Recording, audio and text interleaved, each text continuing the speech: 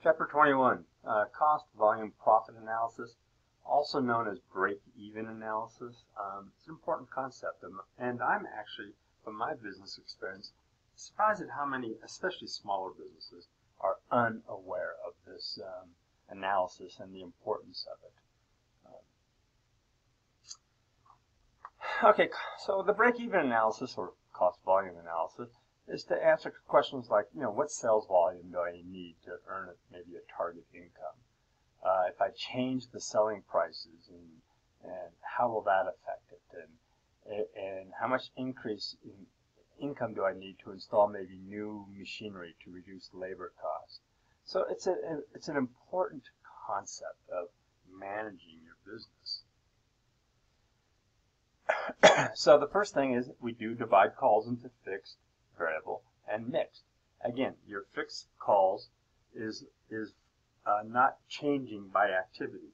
So a classic example, if you pay $20 a month for your phone, you're not limited to how many phone calls you can make.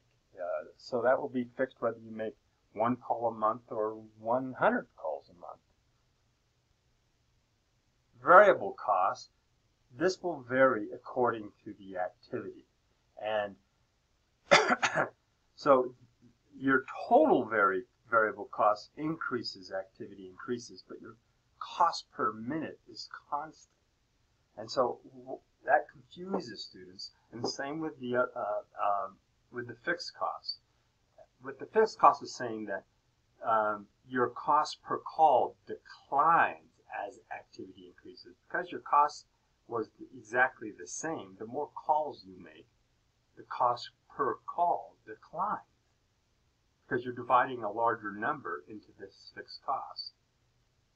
Variable costs, it's just the opposite. Your cost, your unit variable cost will not really vary, but your total cost will vary according to the activity.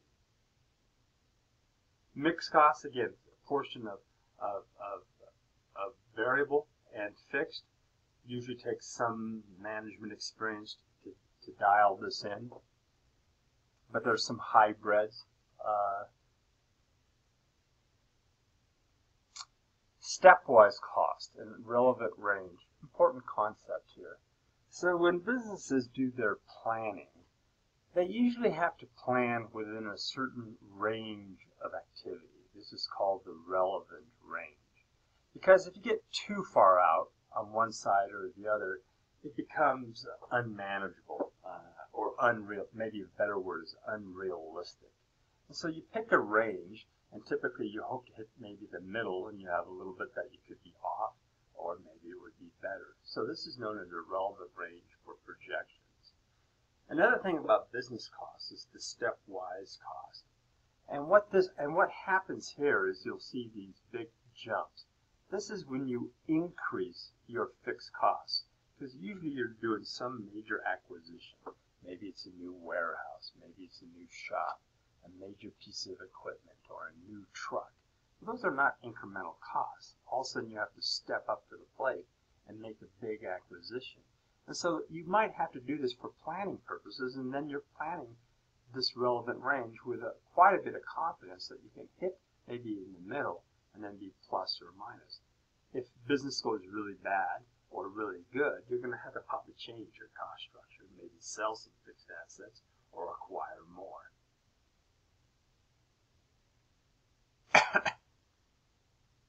Curvilinear costs, again, some of these costs here's your variable costs, but some of them will go up a lot more or drop off in these outlying areas, and that's why it becomes irrelevant, because these costs are just changing too radically, and it's unrealistic that you're going to be this far off if you are. You'll probably be rethinking it, a variety of things, even whether this is the right business, of course, unless it just takes off and it's so successful like some internet companies. So measuring costs,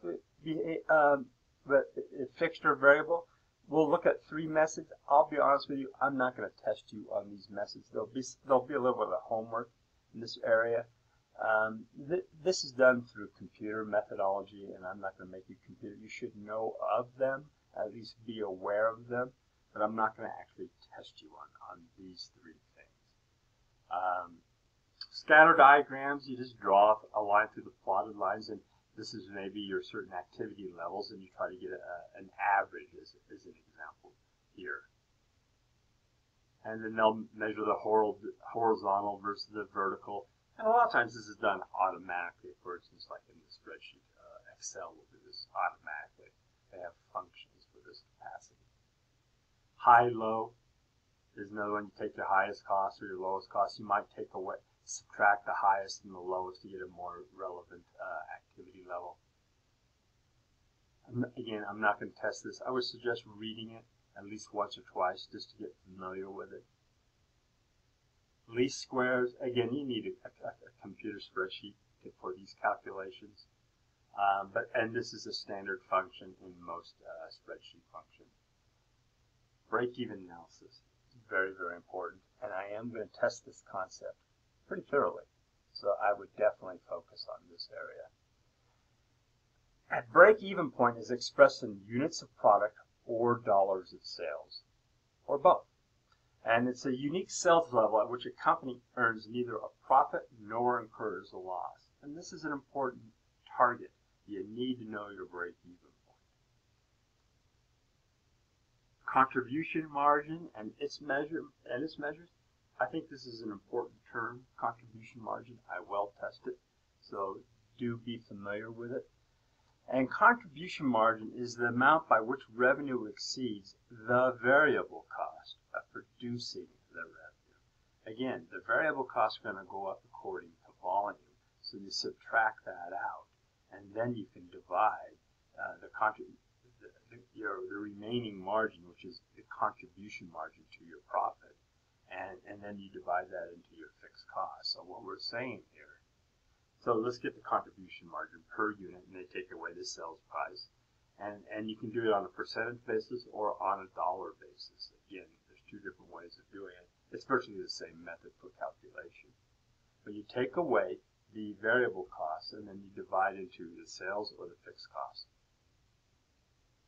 But computing the break-even point, definitely understand this. So what you're really looking at is how much contribution margin must I cover to my fixed cost. So you take away your variable cost to get the contribution margin, and then you divide that contribution margin into your fixed cost to get the break-even volume amount. And this will tell you how many units you need to sell to cover your fixed cost. So if your fixed cost, for instance, were $24,000 and you have a contribution margin of $30 per unit, then you know you need to sell 800 units a month, or whatever period, whether that be the week, the month, quarter, or the year. So the break-even computation, again, fixed costs divided by the contribution margin per unit, because you're trying to get how many units are you going to have to sell. You can also do this in dollars, fixed costs, contribution margin ratio. And how you calculate the ratio, you just take away the variable costs, and then you divide it into your unit contribution margin divided by the unit sales price. So for instance, if you were selling for something for $10 and the variable costs were $3, you would divide it into the 7. So you had $7 by the unit sales price of 10. You'd have a 70% contribution margin. This chart will be on the test, and what I'm going to be testing you is, can you identify these different areas? Again, sometimes a picture is worth 1,000 words. This is true with this chart. It can explain a lot for presentations and for management, so get comfortable with it. And then, so what you're seeing here is, for instance, your fixed cost, right? And then your variable costs go up from there, and here's your sales starting at 0 and moving up. This area is your profit, your total cost, your break-even point, and this is your loss area. So get very familiar with this chart. I am going to test you on it. Okay, I'm going to stop here and then start the second